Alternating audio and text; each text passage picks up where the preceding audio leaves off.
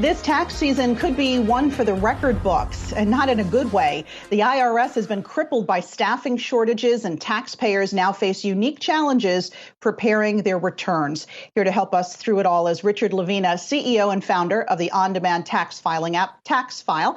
Richard, good to have you here on the show. We'll talk about Taxfyle and what you do there in a little bit, but first I want to get to some of these challenges that we as taxpayers have this time around, namely how to report pandemic-related stimulus payments and those child tax credits when it comes to our tax returns. What should we know, and how might they affect our returns?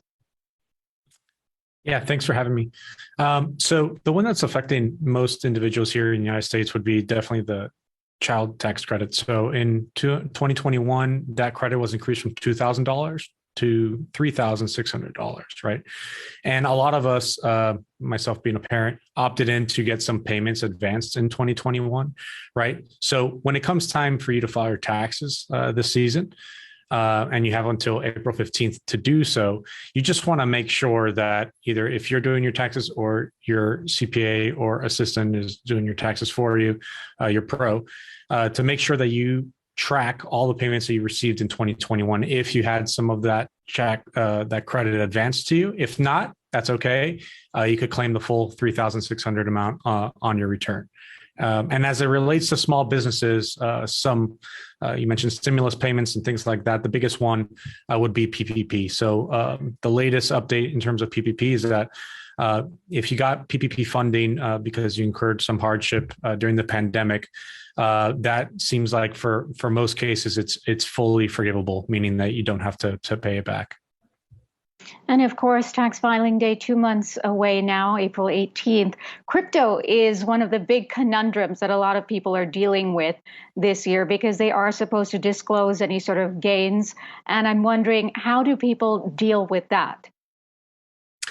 Crypto is tough because unlike other stock, a lot of people that trade crypto go from one coin to another without necessarily exchanging it to cash first, right? So unlike the stock market, if you use an app like Robinhood or something like that, it's usually you're converting dollars into the equity of the company that you're trying to buy stock in, right?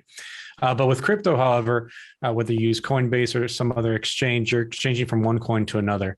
And the disconnect between how the IRS treats that and regular trading is that they calculate, or they want you to calculate, your gains and losses as you trade from one position to the other, right? So it seems to me that, as we work with a lot of people that do crypto, they think that it's only when you change back into fiat, whether that's the euro or the USD, right, or something like that.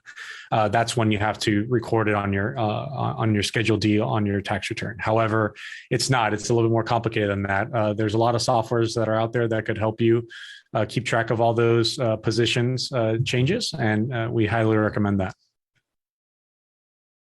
A lot of taxpayers are also sort of trying to deal with how to submit their 2021 returns when their 2020 returns, or perhaps even earlier ones, haven't even been processed yet because there's such a backlog at the IRS. What should they do? Be patient. You could definitely call and get an update. That helps for sure. But it's not like there's a secret to getting an update. They are currently have, I think, like 6 million returns that are still backlogged. Many of them are paper filings, right? So as you know, you can either file electronically or with a paper file. Sometimes they require you to file with a paper document as opposed to electronically if you're doing some work that you have to revise or something like that.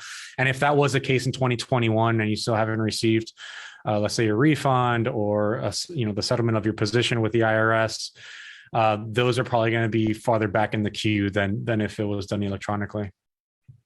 Now, Richard, I want to ask you about your own company, Taxfyle. It's been deemed the Uber of taxes because you can file your taxes from your couch or your home. Tell me what makes you unique from different companies.